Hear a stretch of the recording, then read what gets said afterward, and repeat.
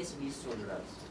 Roger era um pai de família, ele deixou filhos, ele era uma pessoa honesta, e ele não tinha, por mais que ele deu a ideia, ele não queria participar desse contrato. Eu peço a condenação máxima para esses réus. Eles vão para a cadeia, eles têm a chance deles. Roger não tem mais. Passa a palavra para a defesa, para as suas considerações finais.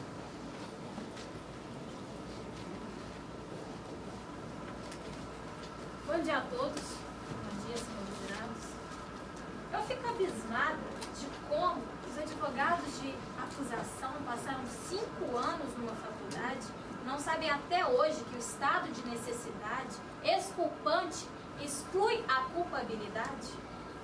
Senhores, foi falado aqui coisas fantasiosas, fotos. Isso aqui nunca é estado de necessidade, senhores.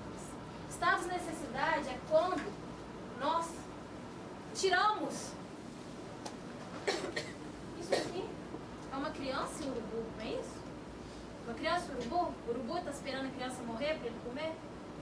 Aqui um animal e uma criança. É um bem indisponível, sim, à vida. Foi falado aqui também concurso de pessoas. Concurso de pessoas, senhores, para que haja concurso de pessoas, é exigido alguns requisitos. Entre eles, que hajam 2 ou mais pessoas, que também haja pluralidade de pessoas e de condutas, relevância causal de cada conduta, vínculo subjetivo entre os participantes e identidade de infração penal. Senhores, existe um requisito de fundamental importância, que é a relevância causal de cada conduta. O que cada um desses homens fizeram que levaram ao resultado da morte do Roger. Senhores, é necessário analisarmos por quê. Segundo os autos, Roger foi vítima de uma pedrada na cabeça e morreu por traumatismo craniano. Senhores, traumatismo craniano, uma pedra na cabeça, isso quer dizer que foi apenas uma pessoa, uma pedra. Não podemos dizer que isso é concurso de pessoas.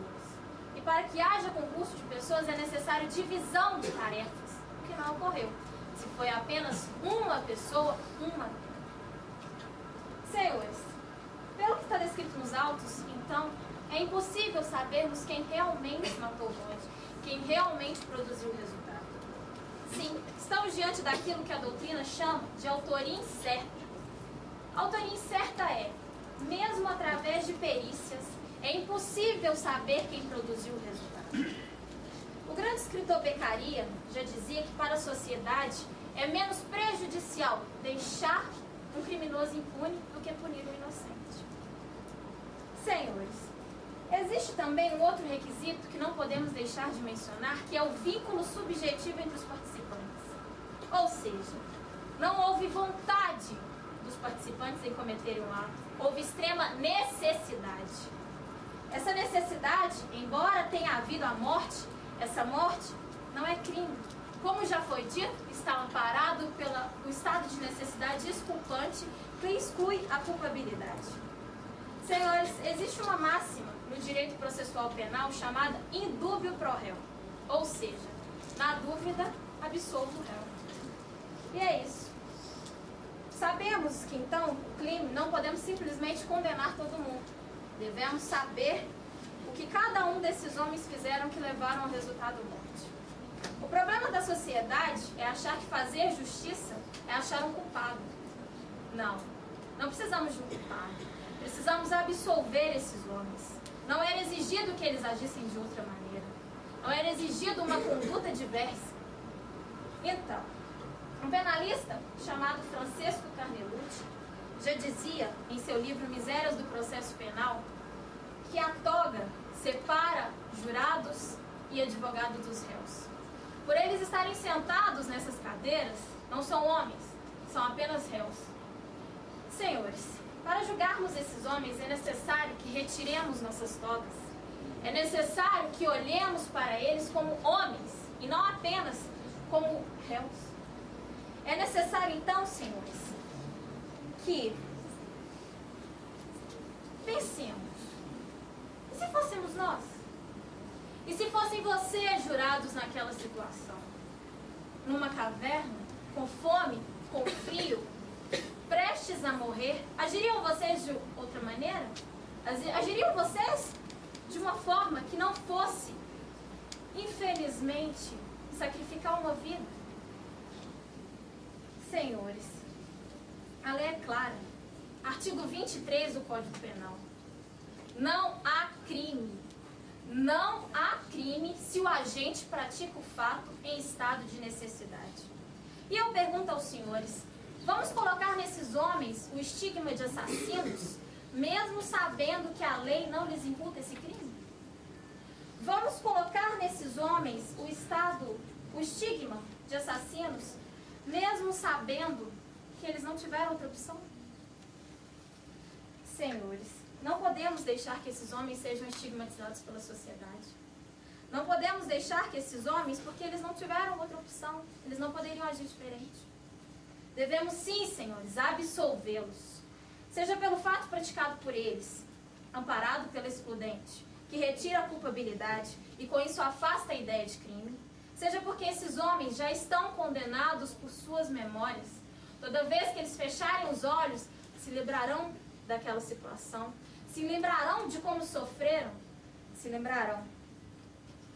Senhores, nenhum tratamento psicológico do mundo apagará da memória deles os momentos sofridos dentro da caverna.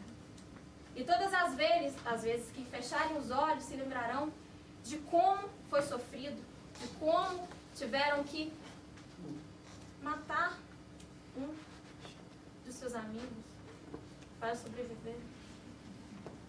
Senhores, vocês sim podem fazer justiça.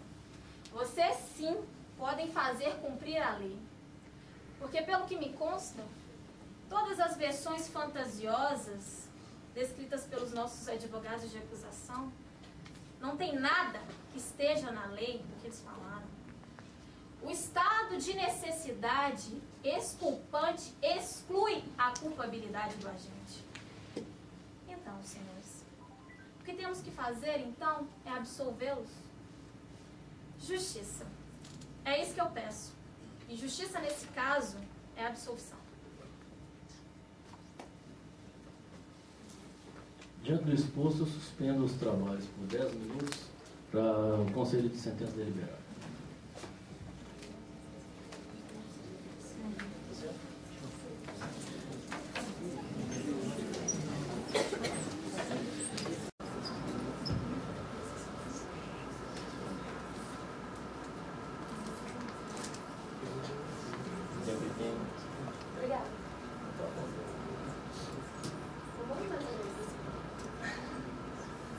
O Conselho de Sentença se reuniu, deliberou e decidiu. E a nossa colega vai ler para vocês qual foi a decisão do Conselho de Sentença. Doutor Juiz Presidente do Egrégio Tribunal do Júri da Faculdade Novos Horizontes, implícitos membros do Ministério Público, nobres defensores, senhoras e senhores. Só um minuto, por favor, antes de você continuar. Não é suspense não, tá? Só para falar que mesmo depois que ela prolate a sentença, eu não queria manifestação de nenhuma das duas partes. Só depois que eu terminar, que eu encerrar, vocês podem se manifestar. Antes, não. Por favor. Pode continuar. Após brilhantes apresentações das teses acusatórias e defensivas, no que concerne ao delito de homicídio, supostamente imputado aos acusados aqui presentes, o Conselho de Sentença deste colhendo Tribunal do Júri, presidido pelo meritíssimo juiz Alexandre Rodrigues da Silva Vieira, mudei seu nome, se reuniu por meio da maioria dos votos e julgou totalmente improcedente a acusação formulada na pronúncia, motivo pelo qual absolveram os acusados da prática do delito de homicídio duplamente qualificado, que causou a morte de Roger Weltmore. Plenário do Tribunal do Júri da Faculdade Novos Horizontes, 22 de novembro de 2010. Muito obrigado, pode voltar para o seu lugar. Como colocado pela nossa colega, os réus foram absolvidos, a defesa foi vitoriosa nessa manhã. Ontem à noite a acusação foi vitoriosa. Essa manhã a defesa foi vitoriosa. Antes de concluir os trabalhos, eu gostaria só de ler uma mensagem para vocês, porque esse, oficialmente ou oficiosamente, é meu último júri, né?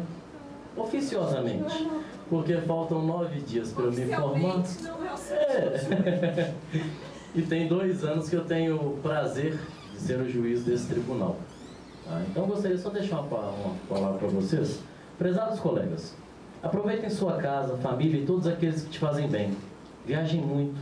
Ame para valer, mesmo que seja seu cãozinho de estimação. Não corra o risco de envelhecer dizendo, ah, se eu tivesse feito. É preciso coragem para ser feliz. Seja valente. Siga sempre seu coração para onde ele for. Seu sangue, suas veias, seus olhos também irão. E satisfaça seus desejos. Vou voltar a uma cena que eu li ontem à noite e que eu achei muito interessante, no filme Rock 5, onde o Rock, conversando com o filho dele, ele passa uma lição para o filho dele da seguinte maneira: você cresceu maravilhoso. Eu dizia sempre à sua mãe que você seria a melhor pessoa do mundo. Quando chegou a hora de virar homem e ganhar o mundo, você foi. Mas em algum lugar você mudou. Deixou de ser você. Deixou de alguém te convencer que você não era bom. E quando a coisa apertou, começou a procurar algo para culpar. Como uma grande sombra. Vou dizer algo que você já sabe. O mundo não é feito de arco-íris. É um lugar ruim e duro. E não importa o quão forte seja, vai colocá-lo de joelhos e vai deixá-lo lá. Ninguém vai bater mais forte que a vida. Não importa o quanto você bate, mas sim o quanto aguenta apanhar e continuar. O quanto suportar e seguir em frente. É assim que se ganha. Se tem valor, busque o que é digno de você.